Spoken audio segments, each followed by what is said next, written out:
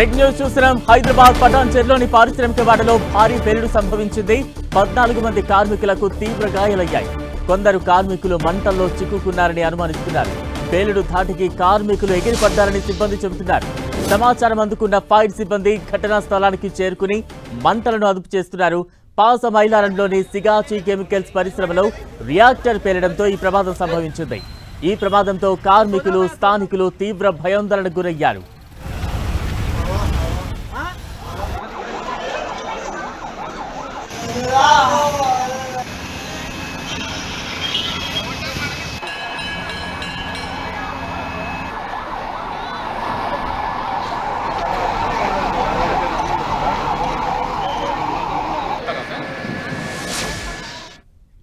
పటాన్చెరు పారిశ్రామిక వాడలో భారీ పేలుడు సంభవించింది. తాజా అప్డేట్స్ అందించేందుకు మా ప్రతినిధి పివిరావు సిద్ధంగా ఉన్నారు. పివిరావు, సంగారెడ్డి జిల్లా పటాన్చెరు పాషమైలారంలో భారీ అగ్ని ప్రమాదం చోటు చేసుకుంది.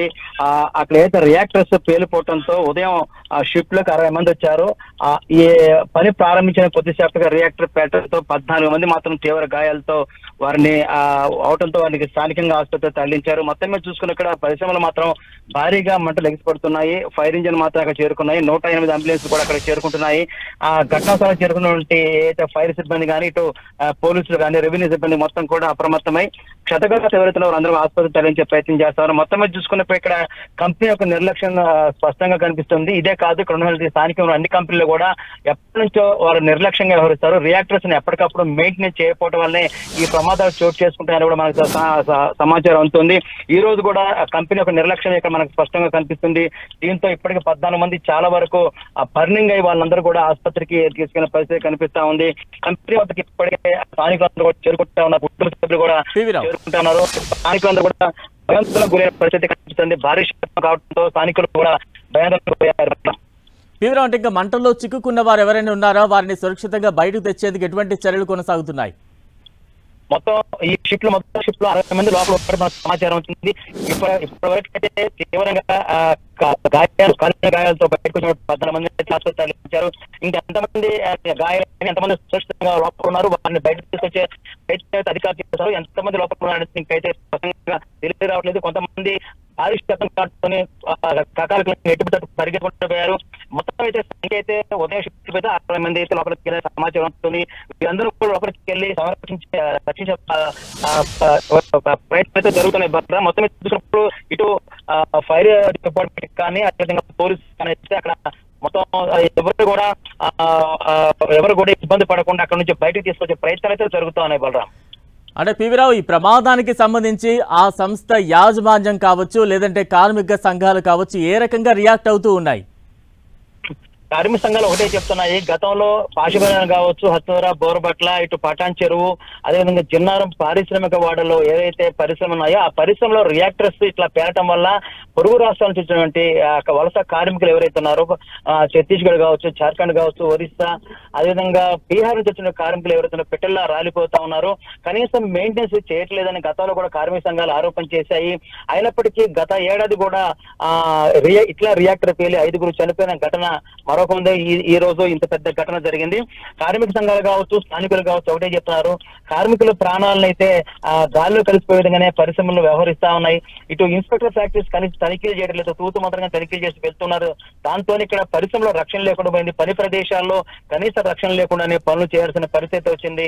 అందువల్ల ఇలాంటి ప్రమాదాలు తరచుగా జరుగుతున్నాయని కూడా కార్మిక సంఘాలు చెప్తున్నాయి. కార్మిక సంఘాలు అనేక సార్లు జిల్లా కలెక్టర్ కావచ్చు, అదేవిధంగా పరిశ్రమ శాఖ అధికారులు కావచ్చు, అందరూ కూడా ఫిర్యాదు చేసినప్పటికీ అధికారులు చలనం లేకపోవడం వల్లనే ఇలాంటి ఘటనలు పునరావృతం అవుతా ఉన్నాయి. బలరాం, పివిరావు, ప్రమాదంలో గాయపడ్డ వారికి ఎటువంటి చికిత్స అందుతోంది?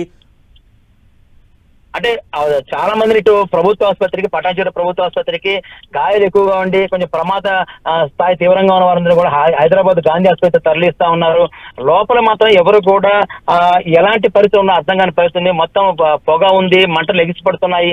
వాటి అదుపు చేస్తే గానీ పరిస్థితి మొత్తం మనకి చేతికొచ్చే అవకాశం ఉండదు. ఎందుకంటే లోపల ఎక్కడ ఎవరెవరు ఉన్నారు అనేది ఇంకా అర్థం కాని పరిస్థితి ఉంది. ఇప్పటికైతే 14 నుంచి 15 మంది అయితే బయటకు వచ్చారు. తీవ్రమైన గాయాలతో బయటకు వచ్చిన వారైతే ఆసుపత్రి తరలిస్తున్నారు. లోపలికి ప్రయత్నం చేస్తాం, మంటలను అదుపులో తీసుకొచ్చి లోపలికి వెళ్ళే ప్రయత్నం అయితే అధికారులు చేస్తున్నారు. బాలరాం, అంటే ఇటువంటి వరుస ప్రమాదాలు దేనికి సంకేతంగా భావించాలి? మనం తరచుగా చూస్తూ ఉన్నాం ఇటువంటి పరిశ్రమల్లో ఇటువంటి పేలుడు తరచుగా జరుగుతూ ఉన్నాయి. అనేక మంది చాలా ఇబ్బందులు పడుతున్న సిచ్యువేషన్స్ మనం చూస్తూ ఉన్నాం. దీనికి ప్రధాన కారణాలు ఏంటి, కారకులు ఎవరు అంటే ఏం చెప్పాలి? తప్పనిసరిగా పరిశ్రమలో ఏతుందో పని ప్రదేశాల్లో కనీస భద్రత లేకుండానే కార్మికులతో పనులు చేయించుకునే పరిస్థితి ఉంటుంది. కనీస భద్రత ఉండదు అక్కడ. ఇప్పుడు ముఖ్యంగా ఈ రియాక్టర్స్ తరచుగా పేలుతుంటాయి. రియాక్టర్స్ రెగ్యులర్ గా మెయింటైన్ చేస్తుండాలి. మెయింటైన్ చేయకపోవడం వల్ల ఈ ప్రమాదాలు జరుగుతున్నాయని కూడా గతంలో నివేదికలు అందాయి. కానీ ఇప్పుడు జిల్లా కలెక్టర్ కావచ్చు, ఇతర ఉన్నతాధికారులు కావచ్చు, ఎప్పటికప్పుడు పరిశ్రమల యాజమాన్యాలతోని సమీక్షలు పెట్టేసుకొని వాళ్ళు చెప్తూ ఉంటారు, ఇట్లా తగు చర్యలు తీసుకోవాలి, కార్మికులకి భద్రత కల్పించాలి, పని ప్రదేశాల్లో ఖచ్చితంగా భద్రత ఉండాలి, ఆ భద్రత మధ్యనే పనులు చేయించుకోవాలని చెప్పినప్పటికీ వారు నిర్లక్ష్యంగా వ్యవహరించడం వల్లనే ఇలాంటి ఘటనలు పునరావృతం అవుతున్నాయి. ఇకనైనా ఇలాంటి ఘటనలు పునరావృతం కాకుండా చూసుకోవాల్సిన బాధ్యత జిల్లా అధికార యంత్రాంగాన్ని, అదేవిధంగా పరిశ్రమ శాఖలకు సంబంధించి ఉంటుందని చెప్పుకోవచ్చు. బలరాం, అంటే ప్రస్తుతం అక్కడ సిచ్యువేషన్ ఏ రకంగా ఉంది? మంటలు ఏమైనా అదుపులోకి వచ్చాయా? సహాయక చర్యలు చేపట్టడానికి ఏమైనా ఆటంకాలు ఎదురవుతూ ఉన్నాయా? ప్రస్తుతం ఆటంకాలు మొత్తం ఫైర్ ఇంజిన్ అయితే అక్కడ చేరుకున్నాయి. అంబులెన్స్ కూడా క్షతగాతుల్ని ఆసుపత్రి తరలిస్తా ఉన్నాయి. ఒకవైపు ఫైర్ ఇంజిన్ మాత్రం ఒకటొకటిగా చేరుకుంటా ఉన్నాయి. ముఖ్యంగా మనం చెప్పుకోవాల్సింది పారిశ్రామిక వాడల్లో ఫైర్ ఇంజిన్ లేకపోవడం దురదృష్టకరం. బలరాం, ఇది మాత్రం చాలా స్పష్టం. చాలా ఇంతమంది ఇన్ని సంవత్సరాలు చూస్తున్నాం. పరిశ్రమలు ఇక్కడ ఏర్పడి దశాబ్దాలు ఇక్కడ భారీ ఎత్తున ఆశయాలు అతిపెద్దమైనటువంటి పారిశ్రామిక వాడలుగా చెప్పుకున్నటువంటి ఈ ప్రాంతాల్లో సరైనటువంటి ఈ యొక్క పోవటం వల్ల ప్రమాదం జరిగినప్పుడు సత్వరంగా అక్కడికి ఫైర్ చేరుకొని మంటలు అదుపులో తీసుకొచ్చి ప్రాణ నష్టం కావచ్చు, ఆస్తి నష్టం కావచ్చు జరగకుండా చూసుకునే పరిస్థితి ఉంటుంది. కానీ ఫైర్ ఇంజిన్ అందుబాటులో లేకపోవడం వల్ల ప్రమాదం జరిగిన తర్వాత ఇది ఒక తీవ్రత పెరిగే పరిస్థితి మనకు కనిపిస్తుంది. ఈ రోజు కూడా అదే మొత్తానికైతే అక్కడ ఫైర్ ఇంజిన్ అయితే ఒకటొకటిగా చేరుకుంటున్నాయి. అంబులెన్స్ కూడా అక్కడికి భారీగా చేరుకొని అక్కడ క్షతగాతుల్ని ఆసుపత్రి ప్రయత్నం అయితే చేస్తున్నారు. బలరాం, తీవ్రం అంటే ఈ ప్రమాదం జరిగిన వెంటనే కార్మికుల బంధువుల్లో కావచ్చు, కుటుంబ సభ్యుల్లో పెద్ద ఎత్తున ఆందోళన ఉంటుంది. అటువంటి వారికి ఎటువంటి మెసేజ్ పాస్ చేస్తూ ఉన్నారు యాజమాన్యం కావచ్చు, లేదంటే ఆ సంస్థకు సంబంధించిన సిబ్బంది కావచ్చు? అంటే అక్కడికి ఇప్పుడిప్పుడే బంధువులు లేక స్థానికులు చేరుకుంటున్నారు. ఉదయం పూట షిఫ్ట్లకి వెళ్ళిన కొద్దిసేపటికే భారీ ఎత్తున ఈ యొక్క శబ్దం రావడంతో స్థానికులు కావచ్చు, చుట్టుపక్కల పరిశ్రమలో ఉన్నటువంటి తోటి కార్మికులు కావచ్చు భయాందోళనకు గురయ్యారు. ఈ ప్రమాదం జరిగిన వెంటనే తమ యొక్క కుటుంబ సభ్యులందరూ కూడా పరిశ్రమ దగ్గర చేరుకుంటున్నారు. వారందరూ కూడా చాలా ఆందోళనలో ఉన్నారు. వాళ్ళందరూ కూడా అదుపు చేస్తున్నారు పోలీసులు.